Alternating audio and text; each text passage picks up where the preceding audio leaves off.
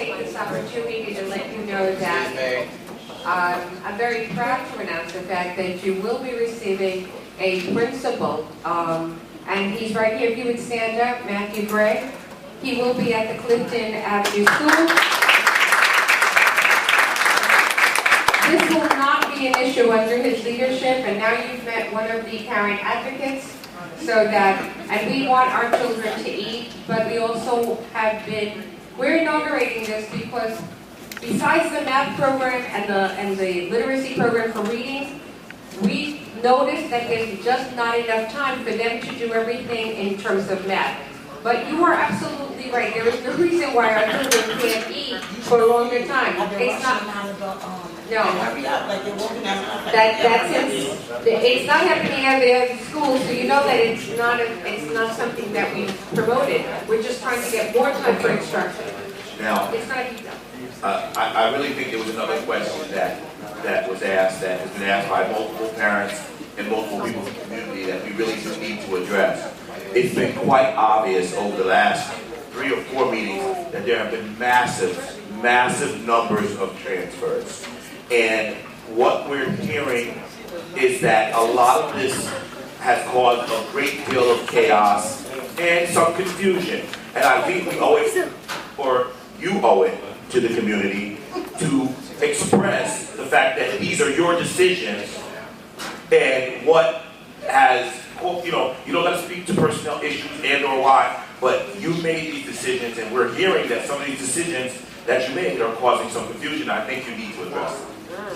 Transfers are made for a variety of reasons. Sometimes the school needs the expertise of one individual because it strengthens that school in a certain area. For example, it could be a math teacher who's very strong in a school that has to be transferred that doesn't have strong math teachers for the time being. Transfers will be done based on the needs, and everyone that has come up to the podium has spoken about children. And that's the reason that we have to sometimes move people. So adults may get uncomfortable. I understand that a couple of the transfers that we made, 2 weeks later, people were thanking us for the transfers. They were shy, they didn't know what was going to take place. When they got to the other school, they were embraced by the school and they did very well. Some people aren't adjusting as well, but I can't think of individuals because after all, when you are a certified teacher, you are a certified teacher in an elementary school from kinder to 5th grade, which means when you have that certification, you can teach any one of those grades. So a teacher may be comfortable having taught 4 years in a kindergarten, but there may be a need for her to go to 3rd grade for a variety of reasons. Not only, and let me say this, not only that, but one of the things you never want to do, everything we've learned about the brain, everything we've learned about learning in the last 15 years indicates that if you do the same thing over and over, you don't become better at something new. And a teacher that's moved, and many individuals, many teachers I've spoken to, taught 5 years in kinder, taught another 5 years in 3rd, another 5 years in 6th, and so forth. So transfers are not necessarily a negative thing. So they have taken place. I think in Lakewood there haven't been enough transfers, and I think people aren't used to it. So every transfer that was done was based on a lot of deliberation, and they will take place. There is nothing in the contract that says that we cannot transfer people. And I will continue to if it's necessary for children. Thank you. Barbara Cutter.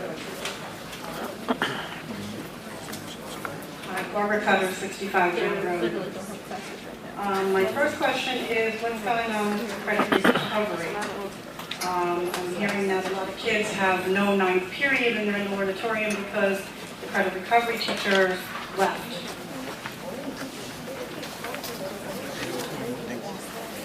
Ms. Cutter, if you could ask. I'm sorry.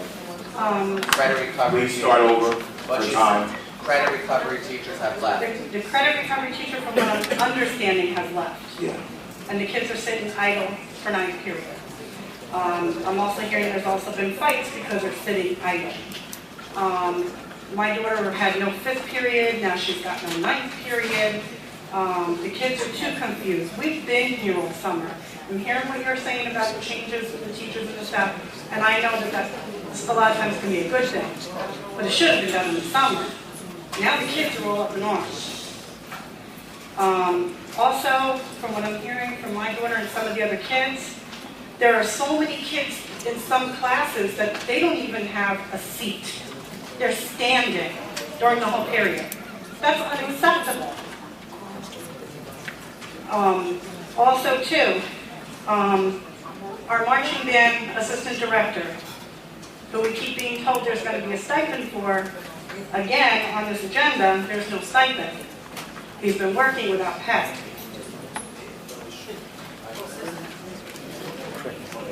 And as far as Mr. Richburg, tonight's the first time I'm hearing that he's no longer with us. Well, I was sitting and waiting for an email from this man from my daughter's IEP. How come us parents who've been waiting for information have not been notified of anything? Because my daughter's IEP isn't even being followed. Not one bit of it.